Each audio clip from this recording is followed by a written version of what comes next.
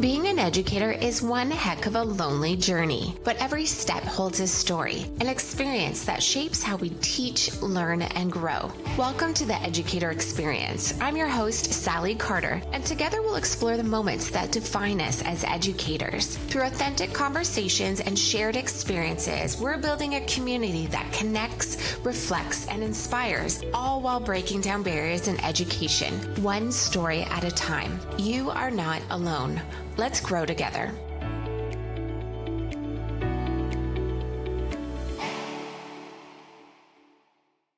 Everyone, and welcome to the Educator Experience podcast. I am your host, Salli Carter, and today I'm super excited to be sharing this space with Dr. Darryn DiFrancesco. She has been involved in post-secondary world for about 12 years now. She has a PhD in sociology. Where is that from, Darryn? I didn't ask about that.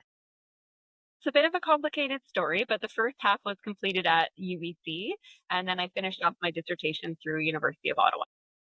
That's awesome. Very cool. She has worked with Thompson Rivers University. I know her from her work with Northern Lights College and most recently with the University of Northern British Columbia, where she is assistant professor in the School of Nursing with the Faculty of Human and Health Sciences. I love that you are part of Northern British Columbia. Are you open to sharing what part you're in? Yeah, so I'm in Fort St. John, so northeastern BC, which is the traditional territory of the Denizah, Halfway River, Blueberry River First Nations, and also many other Indigenous peoples that have lived in our region. That's so awesome. Well, thank you so much for joining. I'm super excited. What is something that's been impactful for you in terms of your teaching career that you're open to sharing today? Yeah, I mean, that's a huge question. Just So pick one out of the millions. so many different strands that you could go into with this. And when I was reflecting on impactful experiences in teaching, theme that kind of came to mind was the theme of meeting students where they're at. And the story that I wanted to share is one that I think was very impactful for me and maybe will be helpful for other educators. So that's why I wanted to share it. And that's actually the story of working with difficult students. And by difficult, I mean students that are challenging you in the classroom. And this is something that I think educators, most educators, probably there's a few weirdos out there who enjoy it, but most people don't like that, right? Because you're already putting yourself out there when you're teaching, you're performing, right? In a way, you're having to sort of amalgamate all of this knowledge and present it in a way that's palatable. You are really synthesizing ideas as you're lecturing, and it's a very personal process. Like, we pour a lot of ourselves into our teaching. And so when people challenge that, it can feel very personal, or at least it has for me. And I can't speak for others, but I know for sure when I start to get those comments that are challenging what I'm saying, my heart beats faster. I'm starting to get stressed, sweating, and trying to figure out, how I can respond in a way that's respectful, that addresses the students' concerns, that doesn't, make them feel like I'm picking on them or that I'm shutting down critique or questions, because that's not the goal either. So yeah, I think that this experience that I've had a few times of being challenged in the classroom about what I'm teaching has been really important for my growth as an instructor. It's really helped me reflect on how I teach and how I think about students. I really appreciate that because I actually had this conversation in another podcast episode too. It is like we're pouring our hearts out. A piece of us is we're having to be authentic and share a piece of knowledge. So when that is challenged, especially when you're a new educator, can feel defensive as opposed to really opening this space for that type of critical dialogue, right? So I absolutely get it. I was joking before that was my biggest fear, is someone would challenge me or question where I got my information from or how I knew it or to defend myself. Whereas now, a decade later, I'm like, let's have that conversation. Challenge me. Let's do it. But it takes a while to get to that spot, right? Is there a particular moment that you felt challenged in your career? I mean, there were a few moments, but I want to talk about one story in particular that I think was the most transformative for me and for the student. So, when I was at Northern Lights College, I taught women and gender studies for many years. I loved that course. I absolutely, like we said, myself into the content. I think a misconception that people have about teaching is that we're just presenting information that's already out there because, as I said before, we're synthesizing, we're bringing in our new ideas.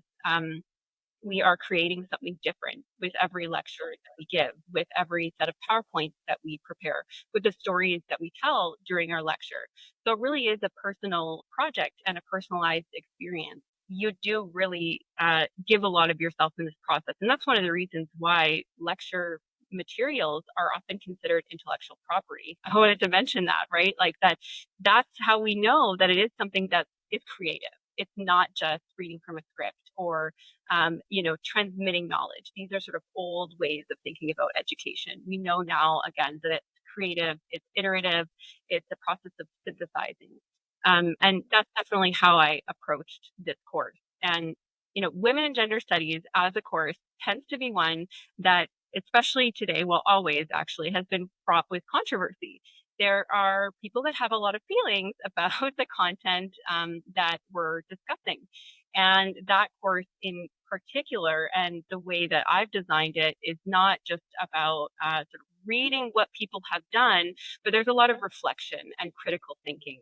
And one of the ways that students, when they're doing it right and most successfully, they're putting themselves into it too, right? They're not just these passive sort of receptacles receiving knowledge. They're actually a part of that process. Contributing and They're collaborating. contributing, Yeah. they're constructing their own learning, right? So that's how I've structured the course. And as I said, there's a lot of dialogue. And as part of that critical thinking and that reflective practice in women and gender studies, I would encourage students, as I said, to think about, what does your family look like in terms of gender? We're sort of tapping into some of the unstated beliefs and ideas that we carry with us. And in many cases, students don't even know that they have these sort of gender ideas or this gender ideology that they've grown up with because it's around them all the time. It's part of the culture that they live in. So they don't even see it. I feel like there was a big moment building here. Was there something like that went off track or tell us more? My experience in teaching women and gender studies is that some students absolutely love this process and they really throw themselves into it. And they're coming to me and saying, "Oh my gosh, like this explains everything that I've seen around me," or like this totally explains my childhood, or like this describes my marriage to a T, right? Which is really great when you have those people that are already on board and they're really into it and they're kind of buying into it. Not that it's something to buy into, but really they're engaging with the content. They're making it real for They're them. open. They're open-minded, right? For That's sure. right. But Yeah. then I would say there is a significant proportion of the class, or at least there was for me with every cohort, and the proportion was different with every group that wasn't quite as open. They didn't like to have their ideas challenged. They felt perhaps personally offended if we talked about something like the relationship between gender and religion. So for some people that grow up, let's say in very religious environments, a sort of gender hierarchy might be very normalized for them. So that's just one example of certain ideas that students are confronted with, and some of them again are receptive to it, and even the religious ones sometimes are like, "Oh yeah, that totally makes sense." But sometimes people are not. Not everybody goes into post-secondary thinking that their beliefs and values are going to be challenged, or that they're going to be challenged to think about the world differently. And so for some people, I think that's a real paradigm shift that, okay, I actually need to look at my world in a different way. I've had several students through the years that were quite vocal about those challenges. And in one of the first years that I was teaching the course, I had one student in particular that her hand was up all throughout class. It was like every slide almost there was a hand up, and it was always, but what about this? But what about that? Isn't it this and this? And it was so, I mean, disruptive and discouraging, right? Because you've got, let's say, an hour and a half of content that you need to Yeah. get through, right? And maybe 50 slides of content that you're talking through, and somebody's asking a question on every slide, and Every the same 50 slides? person. And it's not just a clarity question, like, oh, could you give an example of this? Or like, Yeah. could you explain a little bit more about this? It's actually challenging the content on every slide. And so I had this student coming through, and it was a real struggle for me, I would say, for the first several weeks, just sort of figuring out what the heck is going on here. How can I manage this? Because this really was an interruption. It wasn't it wasn't flowing with the lecture, and I don't necessarily think it was helpful for other students. I don't know if you've had this experience, but you can see your other learners starting to tune out. Like they start to look at their phone, they Oh. start to, Oh my you God, know, not that person again, right? Like, not again. Yeah. yeah, and sometimes you even see the eye rolls, right? And Yes. that's when you really know, like, this is an actual disruption, when it's something that you pour yourself into and you're creating, and somebody's challenging that on every single slide, like every single, every 10 minutes or something. That doesn't feel good. And so I very much took it personally. I tried to address it without calling attention or, really, embarrassing her, or, pointing the finger at her. And what I ended up doing was essentially saying to the class, I'm noticing that we're having a lot of discussion about the content. Um, what I would like to do to make sure that we can get through everything is to have a lecture at the beginning, and then we'll have discussion after. So if you have questions about the content, I encourage you to write them down. And then during our discussion period, if we have time, we'll go through the questions that you have. Mhm. And that was keeping with my goal of trying to cover the content, not alienate one particular student, but ensure that there's still an environment where students can ask questions. Because I was also very cognizant of the fact that I don't want to discourage people from asking questions. And I definitely, especially in a course like Women and Gender Studies, don't want to give the impression that I'm shutting down feedback or criticism. This method was somewhat effective, but the students still seemed to not be getting it. And I started to notice a pattern with her questions. And I started to actually think about, why does she keep asking these things? Is she actually trying to challenge me, or is there something else driving it? And what I started to observe is that she was actually looking for validation. She wasn't, her goal was not to challenge me, but her goal was to validate her own understanding or her experiences, which are two very different things. Interesting. Okay. And so what happened next was I sent her an email, and I mentioned, I know you've had a lot of questions. I just want to make you aware of the way that it sometimes happens in class, and how that impacts the teaching experience and impacts the classroom. And I talked to her in the email about her way of asking questions. I let her know how that way of asking questions is maybe not productive, and encourage her to try to frame her questions in different ways that are more open ended. So, for example, oh, can you tell me more about this?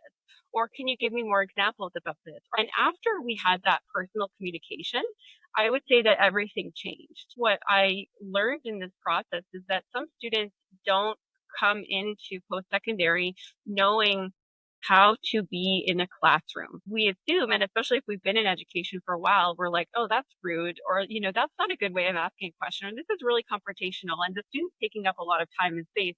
We know that because we've been in it for a while, but not everybody does, right? And in sociology, we have a term for this. I'm mad at myself for not even realizing it, that the term that I was, I guess, recognizing is social capital, is having that sort of knowledge, or the cultural capital, that knowledge and experience of the culture, environment, those connections that can teach you how to be in a particular cultural context. So this Mhm. idea of cultural capital, which can be gained through social capital. Not everybody has that. And so they actually have to learn what it means to be a constructive member of the classroom. And I think that's really what was happening with this particular student. And when I approached her individually and gave her feedback about how she was coming off in the classroom, like I said, everything changed. And I realized, as I said, that it wasn't about me. It wasn't about her criticizing what I was saying. It was actually about her seeking validation for her own thinking and experiences. That's so interesting because I came into teaching as an industry expert, so as a business professional, and then having an experience teaching new college and university students, that was a bit of a mind trip, to be honest, in terms of the style of communication, the relationships in the classroom, right? And I think you nailed it. Social ability, social, sorry, what was your word? Social But cultural? yeah, cultural capital would be probably the Cultural correct. capital. It's that's so perfect. I was a little taken aback as to how people approached me as the instructor and how they communicated with each other in the classroom as well, because it wasn't as how I expected or was used to in the business world. So it was a big adjustment for me to really delve into understanding that level of classroom and to help these students move forward and be productive in their other classes and higher level courses. It's really interesting, isn't that we sometimes make an assumption as to how students should be, but they might not have those same experiences. Yeah, and I think just that learning that it's not actually about me. Yeah, right. What do you mean it's not about us? What? I mean, the story kind of continues. After I had contacted her personally, she started coming to my office and we started having conversations more often. And she really opened up to me about, what she was going through and her experience in the program and her background and many different things. In the end, we had such a great relationship. She wrote me a long email and said how I have changed her life, how I made her feel like she really belonged here. Still, I saved that letter because it was so meaningful to me because it was a process of growth for me too, right? I also, came to those realizations, as I said, that it's not about me. It's actually about her and realized that in something as simple as reaching out to her and connecting with her and just I guess being vulnerable too and sharing with her how her conduct landed with me. She had Right. no idea. Um, and in that conversation, she gained some of the tools to be a more constructive member of the classroom. And I think that that really is part of what she was saying when she was saying, really helped me to feel like I actually belong here. So that's the experience I wanted to So share. sweet. Oh my gosh, I love that. I learned the terminology. I don't know what videos I was randomly scrolling through, but listening for understanding versus listening to defend. When we open ourselves up to that moment of really trying to connect with a student and meet them where they're at, as you suggested, to really foster a sense of, yeah, understanding, right? It is not me on my pedestal being offended. Like there's something deeper going on, and it's on me as the educator to really try and understand it and make that connection. How did that impact you for future classes then? I think it's helped to structure or I guess just to inform my responses with future situations like that. And I've had many other situations like that since then. I've had a student who, was neurodiverse in my class. It was disclosed. They were frequently challenging what I was learning, and it was hard to not take that personally again, especially because this particular student was incredibly brilliant. And here I am thinking, man, I feel like a fool with all the questions that they're asking me. But then again, realizing that it's not about me. He's not trying to, prove that I'm stupid. He's actually trying to deepen his understanding because he's that intelligent, right? It was actually about him and his needs. so, learning that, again, that's not about me, helped me to inform a response. And even something as simple as, you know what, that's a really great question. Like, that's not really in the scope of what we're talking about in this class, but if you want, I'd be happy to look up some links after class, or maybe you can look it up and let me know what you find out. Really, just I like being that. open to really what's underneath the request, which is a desire to go deeper, right? And why would I discourage that? I almost feel like those types of individuals, the ones who come across as a little bit more challenging, it's almost like they're so into the class that for them it's more of a conversation, as opposed to, we think it's a lecture, but for them it's this entire conversation because they're so into it. And how cool is that? Right? That they're just, yeah, I want to share this or question this. And it's this whole different realm that if we put ourselves in their perspective, we can better connect. I like how you said or suggested to put it back onto them. Well, why don't you look that up and let me know what your thoughts are about that, right? I think a lot of us educators take things, everything, we take it all on. Let me look that up. Let me find that out for you. I'll get back to you. Instead of, well, that's a great question. Why don't you do a little digging and let's talk about it later, right? So the Yeah. other thing I wanted to bring up, I went through my education from bachelor's all the way through to PhD with writing essays. That was pretty much all that I did. There were a couple of other classes. It's so old school, right? We grew up old school. Yep. It is, yeah, and that was just what we did, and I became, pretty good at writing essays. But as an educator, I've had to reflect on whether or not that's the best way for Mhm. students to learn. And so part of, again, meeting students where they're at is asking yourself as an educator, what um, skills do they need to know for their future careers and or lives, and how can I build on those or help to build those skills, while also ensuring that they're learning the content or moving through the content. And so what I realized, especially in my teaching at Northern Lights College, which is a community college for people who don't know, in Northern BC, our community is quite trades oriented. So I would have some students that came right out of high school to take their first 2 years of education. Sometimes they finish there. But I also had a lot of mature students that, it was very common for moms in particular, which are one of my favorite student groups, by the way, because they, maybe were stay-at-home parents, or they worked for a few years while their kids were growing up, and then they come back to school and they're so motivated. We also have sometimes men that leave industry or trades and they want Mhm. to change their career Change. either Yep. by choice or by necessity, let's say an injury. And then we also have a lot of international students.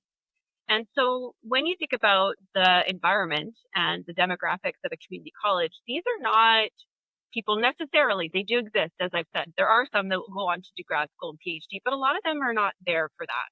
They're here to get a job. They're here, they might do their 2 year diploma and then start looking for work. They might be here to look, to complete a degree and then to get a better job in Canada, right? Most of them were not planning to move on in their education. And so when I started thinking about, okay, what do people actually need to know? What do they want to know? It's not how to write an essay, Yes. right? They Yep. need to know communication skills, right? They need to know how to think critically. They need to know how to synthesize ideas. They might need to know how to present something, right? So I guess just starting to think about different ways that I could assess learning that weren't essay based. And in sociology, so just getting more creative with assignments. And some of the ones that I found very successful were media analysis. So that could be films, television shows, newspaper articles, or, in women and gender studies, one of the optional projects was looking at a men's rights website and analyzing some of the articles there. So yeah, media analysis I found quite effective. Reflective journals, that's getting them to think critically, reflect on their lives, and to see themselves in the material. That one is very effective. Something that I'm also passionate about is universal design for learning. Mm-hmm. I'm sure, yeah, you've encountered this, or maybe you've had other speakers that talk about this. But universal design for learning, I can't say that I'm an expert on it, but my way of applying it is in recognizing that there are different ways to present information to engage students, and also recognizing that there are different ways that they can display their learning or show their learning to you. And so what that means for me as an instructor is to, when I'm presenting content, that I'm not just standing at the front of the classroom talking. Yeah. Not that I would want to do that. That doesn't really appeal to me. I like my slides Really, because it all gives me eyes the on view, me. right? Yeah. So I have, text on the slide. As much as some instructors are like, and I appreciate this when they'll just show an image and talk about the image. I also think that there are learners kind of like me that we need some words to kind of anchor the ideas to, right? Yep. Or to know Yep. what's important, because sometimes it's hard to discern that if somebody's just talking. So I do like to have words on a PowerPoint slide or on a worksheet if we're going through something together. So I'm talking, I have words, I might have images on my slide. I'm going to incorporate multimedia. So that could be YouTube clips, that could be videos. It could be, in anthropology, we have some actual artifacts. We had these model skulls that we would sometimes look at. If I'm teaching sociology and, we're talking about material culture, I start to pull out and we look around the classroom. What are some examples of material culture? And then also auditory, right? So starting to incorporate podcasts wherever possible. So those are some of the different modalities that I try to incorporate in my teaching. And also I've tried to be responsive in terms of how students demonstrate their learning. Instead of assigning a term paper or an essay, which, let's be honest, they're terrible to mark. I don't know any instructor that Horrible. likes marking Horrible. essays. Oh my God. Now what I do usually, unless there's, some specific reason I need them to write, usually what I do is I give them options. Yep. Sometimes A there's a choice. set number of, that's right, it's that, a set of options they can choose from, like a presentation, a book report, an essay. I also have a little, section of my syllabus where I say that all assignments are open to creative submissions. If you want to do something that's not listed here, come and talk to me about it and we'll figure out what it will look like and come up with a plan for how you can do your creative submission. And so I've had students before, one student did a comic book. Uh, I had one student do a song. That didn't go so well because they didn't discuss it with me in advance. So it was really hard to evaluate it. But anyway, he tried. I've had several students do podcasts, which were amazing, by the way.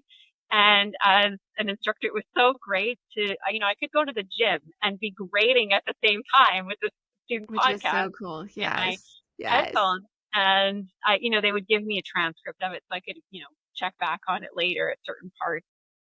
Yeah, so those are just a couple of examples of creative submissions. Oh, this year for my ethics class at UNBC in School of Nursing, they had to do a reflection, and one student asked me if she could do a poster, and it was phenomenal. It was sort of like a mind map. And then we met privately and she talked through it one-on-one with me. And it was so brilliant. I asked her if I can keep it as a sample for future years so that students can maybe choose to do this option as well. So I think UDL is also really important for me.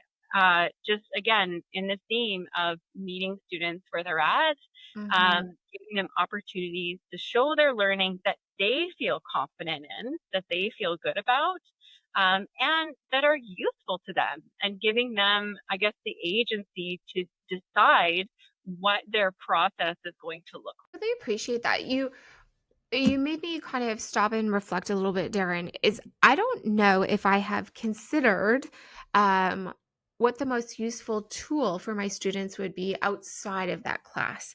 Um, I've kind of stuck with the more traditional realm in terms of, well, my class is leading into this next class where they're going to be doing essays and what their community might need or be more receptive too. I think that's really important. So thank you for that. My brain's going right now too. I'm like, what could I be doing to better understand what my students are actually using this class or this content for, right? And that may require me doing some legwork at the beginning to even better understand my students and what their goals are, which I think would Yeah, be really cool. absolutely. I think that's Hmm. such a great point. I try to usually, actually, one of the last year I taught women and gender studies, I had everybody write me a letter at the beginning of class where they introduced themselves to me, identified their program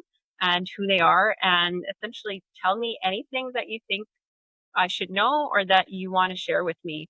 And this was such, I kind of forgot about it until this conversation, but it was such an effective tool. Like, and I responded to the letters. So I actually got the letters. They hand wrote them all. I collected them all. I took them home and I replied on the paper. They would tell me a lot about their family. I had students that told me about an injury. They would not have had that opportunity to share that important context with me, right? Yeah. Yeah, so that was such a useful tool. And again, you can kind of customize that, letter to your instructor in any way that you want, asking students about their future goals, what they're interested in the course. And I think just leaving it open-ended too. Anything that you think I should know or that you want to share with me. And then I think also responding to them was important. So I hope that they felt seen in that process. I was just going to say that it's the response that I think really helps build that rapport and the connection that they have felt seen, right? And that you can continue that dialogue and they don't think it's just lost. That's so cool. I love it. We've talked on a few different topics. What's next for you, Dr. DiFrancesco? What's next in your wonderful world? Well, right now I'm shifting a little bit in terms of my focus because I've been so teaching focused for the last 12 years. Now I'm shifting a little bit more into the research world and working on getting a couple of different lines of research going. I have a lot of different interests, which is sometimes feels unmanageable, and I have to be really careful about not trying to do too many things at once or spreading myself too thin. But it is important context because a lot of my projects are quite interdisciplinary in nature. So recently I applied and found out that I was selected to be a BC campus research fellows for Oh, 2025 to exciting. 2027. Yeah, so that's exciting. And this is a teaching related research project. And so what I'm doing, actually, it really connects with what we're talking about here. My project will explore the use of graphic novel memoirs in particular for death education in nursing school. Deaf education in nursing school? Death education. So death and dying. Yes. Oh, okay, got it, got it. Very Yeah. cool. So this was based on some feedback that I heard from my students in this first year of teaching in nursing school about how they often felt unprepared when they encountered death in a clinical setting. They didn't feel prepared, and it's impossible. I mean, you can never fully prepare someone to deal with this in the real world. But what the research seems to suggest is that the term that my students and I have started saying is sprinkling, right? It's sprinkling little bits of learning about this topic throughout the entire educational process. And for me, I recently, in the last few years, started reading graphic memoirs and graphic novels. I noticed that a major theme in a lot of the graphic memoirs I was reading, I mean, maybe it just shows who I am because I like these really dark topics, I guess, but a lot of the Look, bring stuff on the with death. uh, death and dying and illness experiences. And I felt myself really pulled into the stories and seeing the world from somebody else's perspective in a way that I think is beyond what you can get in a regular book. When an artist draws their reality, you actually get to see it through their eyes versus the version that you create mentally. And I think that it makes these really complex, deep topics very accessible. And so in reflecting on my student comments about, we weren't prepared for death, it occurred to me, okay, well, maybe graphic memoirs would be a sort of non-intimidating, accessible way for students to think about the multidimensional process and I guess just experience of dealing with death and dying. And yeah, so that's what spurred on the project. And so the research project is trying to figure out, well, what we're going to do is test it out in the classroom. So we'll do some kind of a pre-test where we ask students about their readiness, their perceived emotional readiness to deal with death and dying. Then we deliver a module which has the graphic memoir. And then after the module, they will do the test again. So pre-test and post-test design to measure whether or not there's a difference in their perceived emotional readiness to deal with death after having read this graphic memoir. So we'll get some quantitative data as well as some qualitative data through the focus groups, as well as through the reflective journals. This is so exciting. How neat.